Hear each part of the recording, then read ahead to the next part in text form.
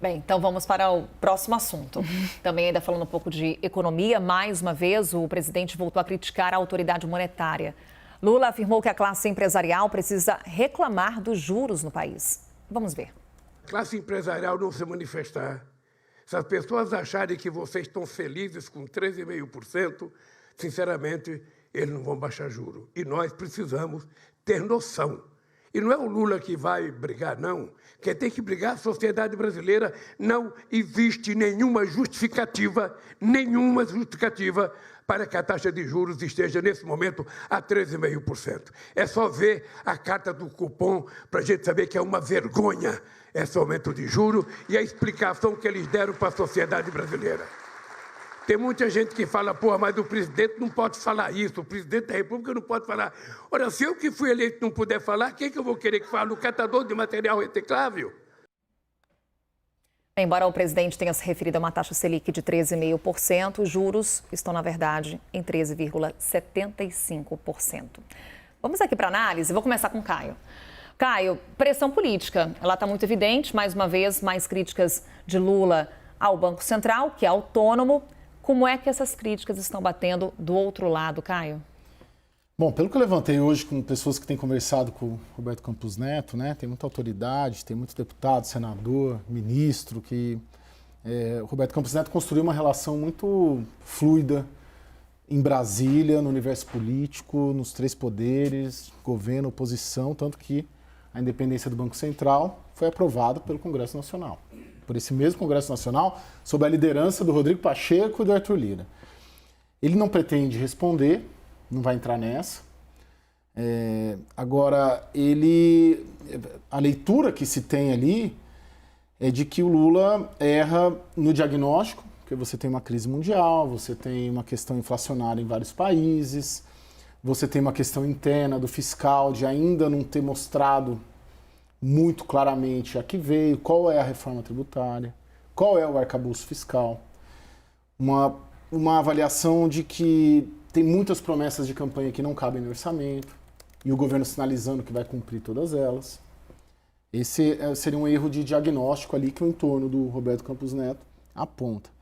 E tem um erro na operação, porque a operação política, se quiser destituir até o Roberto Campos Neto, tem que ser via Senado Federal. Seja derrubando a independência, seja até derrubando o Roberto Campos Neto, que tem um mecanismo na PEC, na emenda, né, já virou uma emenda constitucional, que permite isso.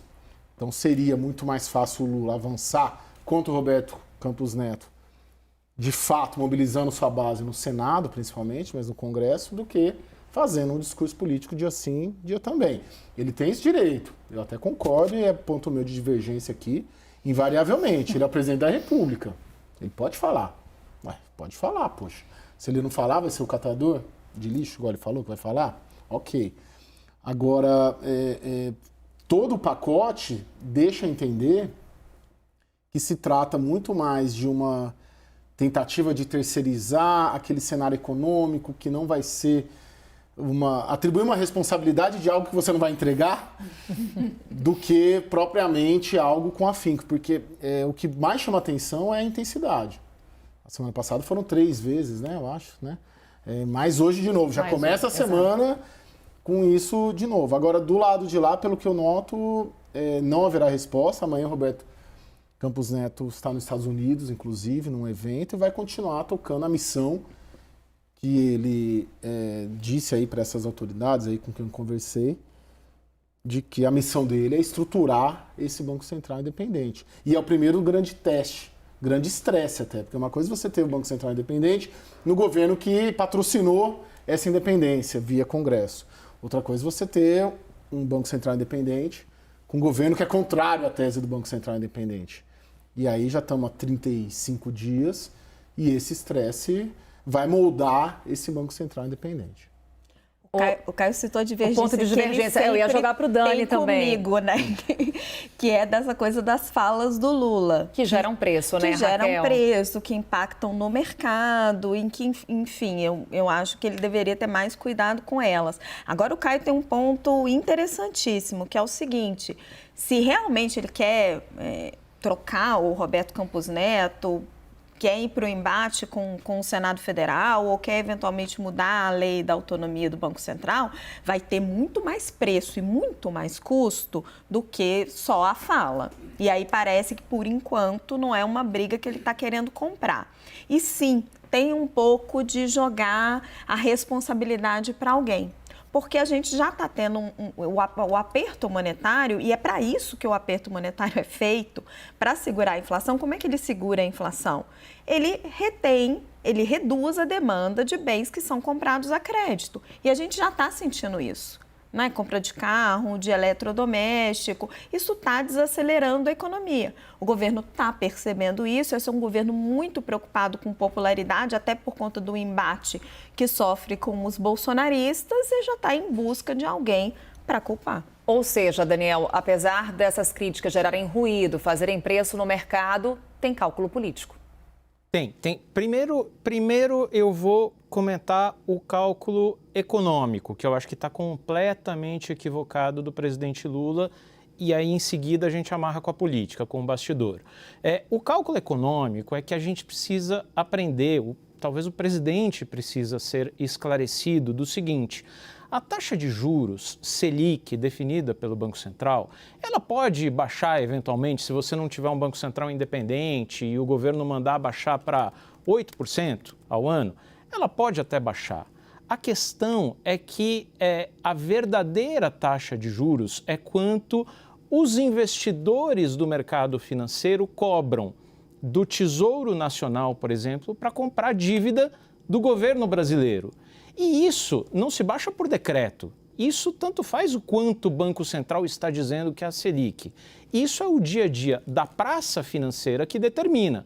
Hoje, você tem uma deterioração do perfil da dívida pública brasileira.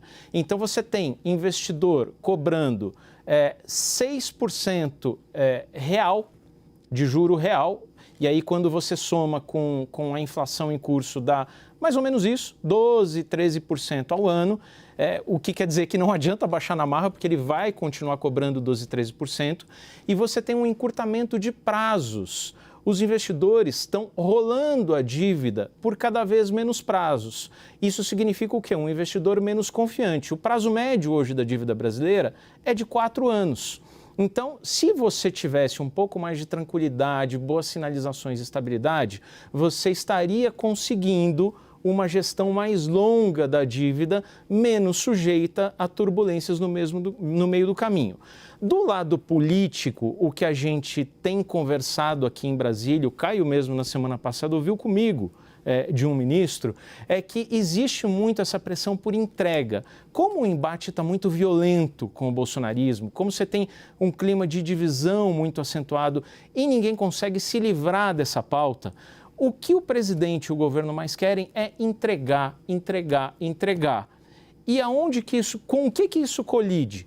Colide com uma projeção de crescimento do PIB que está abaixo de 1% para 2023 e com uma projeção de inflação que sobe pela 8ª semana consecutiva. Então, isso não combina com entregas positivas no curto prazo. Talvez o que esteja precisando fazer o presidente Lula? Encontrar um culpado para dizer, no final do ano, quando entregar o PIBinho, lavar as mãos e dizer não é culpa minha, é culpa do Banco Central. E tem uma questão aparentemente virando pessoal, né? O Roberto Campos Neto, ele foi votar nas eleições de amarelo, ele participava de um grupo de WhatsApp de ministros do governo Bolsonaro, pelo que eu levantei, antes do Banco Central ter se tornado independente até. E aí ele foi flagrado, acho que uma foto, não sei se saiu na Folha, né? Uma fotografia que ele estava nesse grupo, ele saiu desse grupo, a informação que eu tenho depois disso, acho que ele colocou no grupo, por uma questão de compliance, eu vou sair desse grupo, depois da fotografia. Então o Lula começou a carimbá-lo como um JB, né? 22, Brasil acima de tudo, e escolheu esse adversário. Então a sensação ali, até no entorno dele, é que virou uma coisa pessoal, /política, reforçado por essas questões, né, dele ter ido votar de amarelo, dele ser muito próximo ao Paulo Guedes, dele ter se mantido num grupo a despeito da independência do Banco Central. Então ganha um componente pessoal / político muito forte essa questão que a gente não sabe onde pode dar.